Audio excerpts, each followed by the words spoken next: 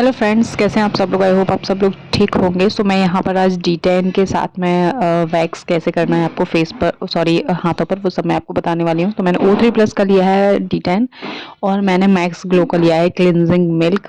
और उससे उससे पहले मैंने अच्छे तरीके से टिश्यू की हेल्प से और पूरे फेस को अच्छे से क्लीन कर लिया है पानी की हेल्प से। उसके बाद देखिए मैक्स ग्लो का मैंने यहाँ पर क्लिनजिंग मिल्क लिया है। आप कोई सा भी क्लिनजर ले सकते हो और उससे अपने जो कस्टमर है उसके फेस को क्लीन कर लीजिए पहले अच्छे से, ताकि फेस पर जितना भी डस्ट वस्ट जो भी लगा हो वो अच्छे तरीके से जो है रिमूव हो जाए, बाहर निकल आए।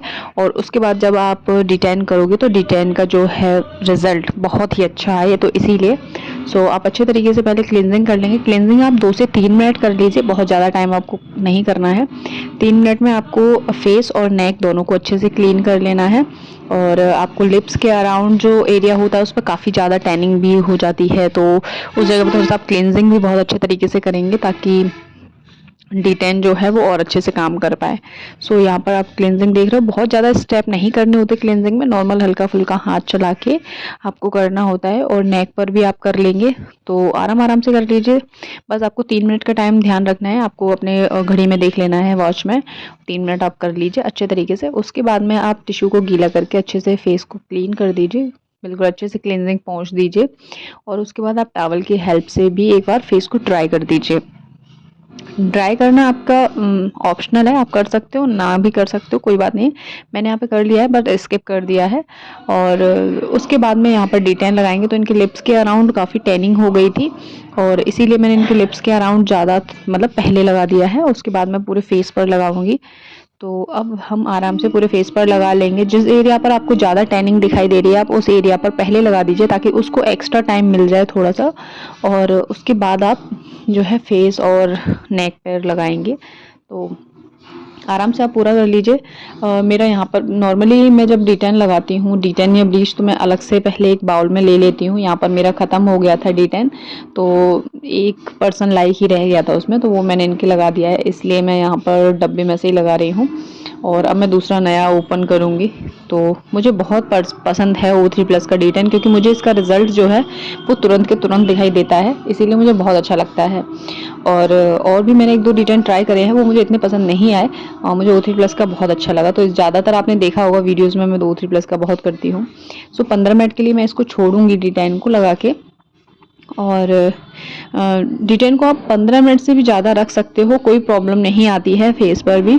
और क्योंकि D10 क्या होता है ना, नॉर्मली उसमें ज़्यादा केमिकल वगैरह कुछ होता नहीं है, इसीलिए आप 20 मिनट से भी ज़्यादा रख सकते हो। 15 मिनट में मैं यहाँ पर इनके हैंड पर वैक्स कर लूँगी, क्योंकि इनको हैंड वैक्स भी करवाना था। तो मैंने सोचा आपको पूरा प्रोसेस दिखा दूँ, जब मैं पार्लर पर काम करती हूँ तो एक साथ में अगर कोई और सर्विस भी करवानी हो तो मैं एक साथ इस तरीके से कर लेती हूँ। उससे क्या होता है, टाइम बच जाता है। तो वैक्स मैंने, जब मैंने D10 कर रहा था तब मैंने वैक्स लगा दी थी गर्म होने के लिए। उसके बाद में मैंने यहाँ पर देखिए वैक्स लगा के, और इस तरीके से जिस साइड से पट्टी जो हम लगा रहे हैं, तो आपको एक तो मोटी वाली पट्टी लेनी है जो थोड़ी सी मोटी होती है, पतली वाली पट्टी आपको बिल्कुल नहीं लेनी। और मेरे ख्याल आपको ऑनलाइन परचेज करना नहीं चाहिए, क्योंकि ऑनलाइन समझ में नहीं आता है। आप ऑफलाइन जाके चेक करके लीजिए, थोड़ी सी पट्टी जो हो वो मोटी टाइप की हो, वो पट्टी यूज़ कीजिए। और उसके बाद में जिस साइड से पट्टी ज़्यादा खुरदरी सी होती है उस साइड से आप यूज़ कीजिए, और इस तरीके से देखिए लगाइए और रिमूव कीजिए। मैंने काफ़ी एरिया में लगा लेती हूँ मैं वैक्स को, उसके बाद छोटे छोटे सेक्शंस में जो है रिमूव करती हूँ। इससे क्या होता है ना, प्रॉपर तरीके से बाल निकलते हैं और बाल बीच में से टूटता नहीं है। अगर बाल बीच में से टूटेगा नहीं तो उसकी ग्रोथ जो है, जब उसकी ग्रोथ वापस आएगी तो थोड़ा सा टाइम लेके आएगी। ऐसे नहीं कि मतलब जल्दी निकल आएगा। अगर बाल बीच में से टूट जाते हैं वैक्स करते समय तो 2 से 3-4 दिन में ही दिखाई देने लगते हैं। तो इसीलिए देखिए मैंने अराउंड अच्छे से, आपको अराउंड पूरे हाथ पर कर लेना है। तो मैं अच्छे से पूरे, देखिए अच्छा काफ़ी एरिया में मैं लगा लेती हूँ, लेकिन जब रिमूव करती हूँ तो कभी भी मैं पूरा एक ही साथ रिमूव नहीं करती, थोड़ा थोड़ा करके करती हूँ रिमूव। देखिए, और जिस डायरेक्शन में बाल हों कस्टमर के हाथ के, उसी डायरेक्शन में आपको वैक्स को लगाना है और उसके अपोजिट डायरेक्शन में आपको निकालना है। यहाँ पर देखिए बहुत जल्दी हो गई थी, क्योंकि जो इनके हाथ थे ना वो काफ़ी पतले थे, तो बहुत जल्दी हो गया था। और बहुत से लोगों के हाथ का एरिया ज़्यादा होता है तो थोड़ा सा टाइम भी लग जाता है, तो जल्दी हो गया था। तो यहाँ पर देखिए लगभग हो चुका है, बस हैंड का रह गया है। अगर कस्टमर हाथों में कंगन या चूड़ी कुछ पहनी हुए है तो आप उनको पहले ही निकलवा दीजिए और उसके बाद में कीजिए। आप अगर कस्टमर नहीं निकाल सकता तो एक-एक आप बना रहने दीजिए। इससे क्या रहता है ना, थोड़ा-सा आप आराम से कर पाते हो और उनके जो कंगन है या चूड़ियाँ जो भी हैं उन पे वैक्स नहीं लगता। अदरवाइज़ आपको उनकी वैक्स उसमें से भी रिमूव करनी पड़ेगी। तो इसीलिए आपका काम थोड़ा-सा और बढ़ जाएगा। तो यहाँ पर देखिए वैक्स लगभग हो गई है एक हाथ की, और ये करने में मुझे लगभग लगा था 5 से 6 मिनट ही लगा होगा मुश्किल से। धीरे-धीरे जब आप करते रहते हो कोई भी काम, तो आपका हाथ इतना सेटल हो जाता है कि फिर आप बहुत फटाफट से वो काम करने लगते हो और आपको बहुत अच्छे से पता होता है कि कितनी देर में हो जाएगा। तो यहाँ पर देखिए मेरा एक हाथ कंप्लीट हो गया था, दूसरा हाथ भी मैंने आधा कर लिया था, वीडियो बीच में बंद हो गया था तो मैंने दोबारा से चलाया और फिर मैंने नीचे का हाथ किया है आपको दिखाने के लिए। और यहाँ पर देखिए कंप्लीट हो गया है। सो पीछे से जो आवाज़ आ रही हो तो प्लीज़ उसको अवॉइड कीजिएगा, क्योंकि मैं बहुत कोशिश करती हूँ कि शांति से बनाऊँ लेकिन नहीं हो पाता रिकॉर्डिंग। बहुत से लोग मुझे कमेंट करके बोलते हैं कि शोर बहुत होता है आपकी जो वॉइस रिकॉर्ड होती है उसमें। उसके लिए बहुत सॉरी, क्योंकि एक तो टाइम नहीं मिल पाता इतना ज़्यादा, और जब मैं रिकॉर्ड करती हूँ तो कुछ ना कुछ चलता ही रहता है बच्चों का, तो उनको बहुत मुश्किल से मैनेज कर पाना होता है। सो इसीलिए उसको अवॉइड करना प्लीज़। तो देखिए यहाँ पर मैं नॉर्मल सीधा डायरेक्शन लगा रही हूँ, देखिए इस तरीके से निकाल रही हूँ। अगर आप फ्रंट के बालों को समझ नहीं आता आपको निकालना, तो आप इस तरीके से निकाल लीजिए। कम लगाइए, थोड़ा करके लगा लीजिए। बहुत जल्दी करने की कोशिश मत कीजिए स्टार्टिंग में। धीरे धीरे जब आपको आदत हो जाएगी तो आपको जल्दी सोचना ही नहीं पड़ेगा, उससे पहले आपका काम हो जाएगा। तो यहाँ पर कंप्लीट हो गया था। ये सुबह ही आ गई थी, ये कस्टमर सुबह ही आ गया था, तो अभी स्टाफ भी नहीं आ पाया था। ये सुबह लगभग 9 बजे के समथिंग का टाइम है और अभी पार्लर में भी कोई काम नहीं हुआ है। और कल जो ब्राइडल हुई थी, ब्राइडल और मेकअप्स वगैरह हुए थे, वो काफ़ी सारा गंदा ही पड़ा हुआ था, पार्लर पूरा उथला पुथला, क्योंकि रात को साफ़ करके तो रखा नहीं था। जो सोचा था सुबह करेंगे, लेकिन सुबह जब मैं जगी उससे पहले कस्टमर आ गए थे, तो इसीलिए। तो आप ये मत समझिएगा कि पार्लर में कचरा वचड़ा पड़ा है, तो इसीलिए पड़ा है क्योंकि साफ़ नहीं हो पाया है अभी पार्लर। और अब बस जब ये चले जाएंगे उसके बाद में मैं करूँगी क्लीन। तो यहाँ पर देखिए हो गया है इनकी वैक्स। अब आपको नॉर्मल क्या करना है, फिंगर्स पर भी कर लेना है आपको, और उसके बाद में आपको जो है चेक कर लेना है पूरे हाथ पर कि कहीं कोई बाल रह तो नहीं गए हैं। अगर आपको दिख रहा है एक आध जगह कहीं कुछ बाल रह गए हैं, छूट गए हैं, तो फिर आप उस जगह पे दोबारा से लगा लीजिए।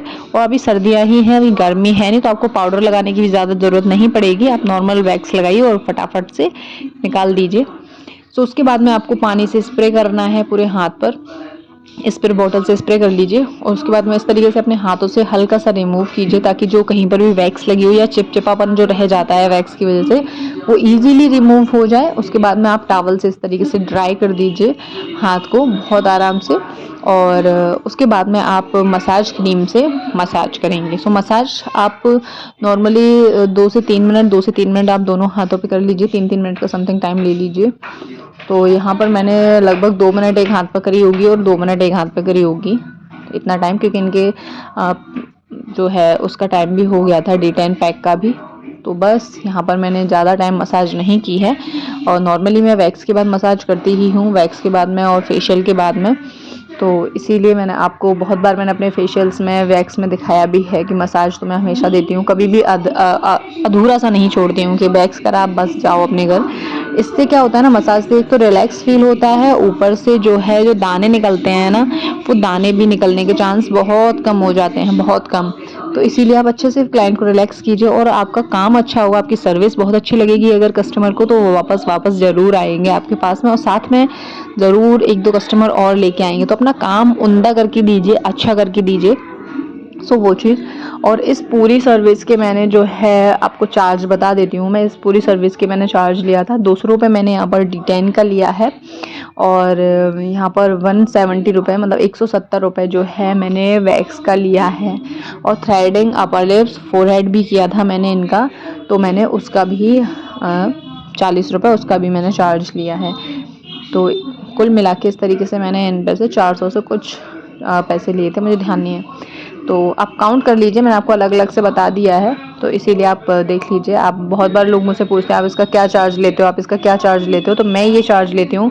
आप अपने अकॉर्डिंग देख लीजिए। आपके एरिया अगर बहुत अच्छा है, हाई फाई एरिया है, तो आप चार्ज बढ़ा सकते हो, क्योंकि सिर्फ D10 के भी मैं जहाँ पर पहले जब मैंने सीखा था वो काफ़ी अच्छा पार्लर था, बड़ा पार्लर था, तो वहाँ पर 400 रुपये चार्ज होता था। लेकिन मैं अभी उसका आधा ही समझ लीजिए, आधा लेती हूँ, 200 रुपये ही लेती हूँ मैं। तो इसीलिए अगर आपका एरिया अच्छा है, आप आपके आसपास के लोग काफ़ी अच्छे रिच फैमिली है, तो फिर आप वहाँ पर चार्ज थोड़ा सा बढ़ा सकते हो। अदरवाइज़ आप जो मैंने रखा है आप वो रख सकते हो, कोई प्रॉब्लम नहीं है। तो यहाँ पर मैंने अच्छे से कर लिया है, तो देखिए। और अच्छे से आप हल्का सा स्प्रे करके पानी से और हल्का सा मसाज करेंगे, उसके बाद अच्छे से फेस पे से क्लीन करेंगे। और आपको 2 से 3 बार अच्छे से क्लीन करना है पानी चेंज करके, ताकि फेस जो है वो अच्छे से क्लीन हो जाए, और बालों में और कान के पास कहीं पर भी लगा है उसको अच्छे से क्लीन कर लेंगे। सो 2 से 3 बार मैंने यहाँ पर क्लीन करूँगी मैं अच्छे से। तो मैं आपको एक बार दिखा देती हूँ पूरा रिमूव करके, और उसके बाद में नेक्स्ट टाइम का जो है वो मैं और अच्छे से कर लूँगी सही तरीके से रिमूव। और उसके बाद में मैंने इनके अपर लिप्स बनाए थे, आईब्रो और फोरहेड मैंने इनका पहले ही बना दिया था, ताकि क्योंकि उन्होंने बाद में बोला था कि इनको डिटेन भी करवाना है, वैक्स भी करवाना है। तो आप ब्लीच, जब भी आप ब्लीच कर रहे हो तो आपको बाद में करना है आईब्रो फोरहेड, और अगर आप ब्लीच नहीं कर रहे हो, डिटेन कर रहे हो, तो आप पहले भी कर सकते हो और बाद में भी कर सकते हो, जैसे भी आप कंफर्टेबल हो आप वैसे कर लीजिए, कोई प्रॉब्लम नहीं आएगा। तो यहाँ पर मैं अपर लिप्स कर रही हूँ, और मैंने पहले पाउडर लगा लिया था, उसके बाद में मैं यहाँ पर अपर लिप्स को देखिए इस तरीके से अच्छे से आप कर लीजिए।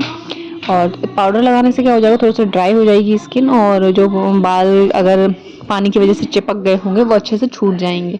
तो अच्छे से मैं कर लूँगी, अच्छे से चेक करके। ज़्यादातर मैं जो है अपर लिप्स बहुत से लोग फ्रंट से बनाते हैं, मैं बैक से बनाती हूँ, क्योंकि नॉर्मली क्या होता है ना, हमारे सांस जब हम सांस छोड़ते हैं, सांस लेते हैं, तो एक दूसरे के मुंह पर लग रही होती है, तो उससे बेटर है कि आप थोड़ा सा पीछे हो जाइए, उस हिसाब से कीजिए।